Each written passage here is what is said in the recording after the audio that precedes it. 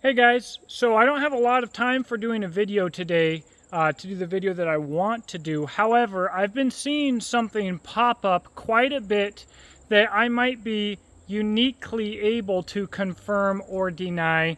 And so what I have been hearing is that Reiff Knives has ripped off Survive Knives. Copied, ripped off, whatever it is that you want to say. Stolen Survive Knives intellectual property. Now, before we dive right into that, while we're talking about intellectual property in the knife industry, it's kind of a difficult concept to nail down because legally, for all intents and purposes, it does not exist. It's essentially impossible to patent a knife design or even really trademark a design itself. That doesn't mean that I don't believe that the intellectual property for knife designs doesn't exist. I have seen a lot of knives directly ripped off. I do get irritated by it. So when we talk about intellectual property, just understand that it can be a gray area for some people. Now, I have a Reiff Knives F6 and a Survive GSO 5.1 here to compare. We're going to look them over and ultimately you can make up your mind for yourself. Before we do that, check out the description box below if you appreciate this kind of independent content. I've got a knife brand, a rifle sling company, a Patreon, so affiliate links and stuff like that. So feel free to check that out.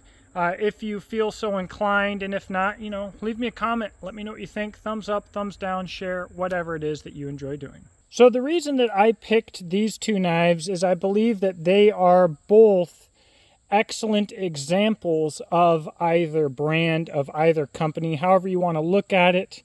Generally speaking, I think that the GSO 5.1 is probably considered to be the iconic Survive knife, and the F6 is very much in line with all of Reiff's current designs. The F4, the F5, and the F6. Either of these, I think, you can look at to get an idea of what the whole brand has to offer. So first things first, dimensionally, these are similar knives. They are, overall length, quite similar. It seems odd to me from the get-go, however, to call one a rip-off of the other. From the design of the handle, to the blade, to the tip, to the grind thickness, I think everything is quite different between these two knives. But let's look at it point by point. You'll see the 5.1 is much thinner, where it thins out for the handle contouring. Both handles are contoured, but the 5.1 contours to a much thinner point fore and aft. It also has a larger swell at the front for kydex retention and security. They both have 3 screws. For what that is worth, very different locations on the screws. Handle size is different. Pommel is obviously completely different. Lanyard hole is different. One has a choil, one doesn't. That doesn't necessarily matter because you can get this as the 6 essentially without the choil. So whether it does or doesn't have a choil when the company offers both, I guess isn't super relevant. Again, tip and belly and grind look completely different. We'll see in a second if they are completely different.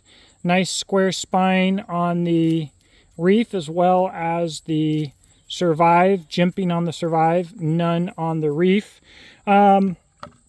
Let's look at these grinds. Now, I've never heard anybody mention this, but I would say against a straight edge, you can see some light through there. This grind does look slightly hollow ground. Grind height of almost an inch. 3/4 of an inch, no, more than 3/4. That's and then our Reiff, we know, is a slight hollow ground, but it's slightly more hollow ground. You can see more light through there. So our grind type is certainly different between these two knives. And what about grind height?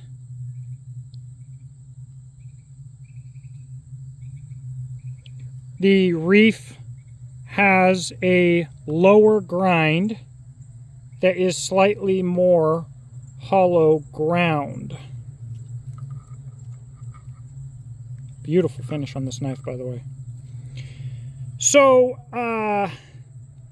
essentially, we have two premium stonewash knives. I told you that you could make up your own mind. However, there's literally nothing about these knives, not even a single aspect or detail,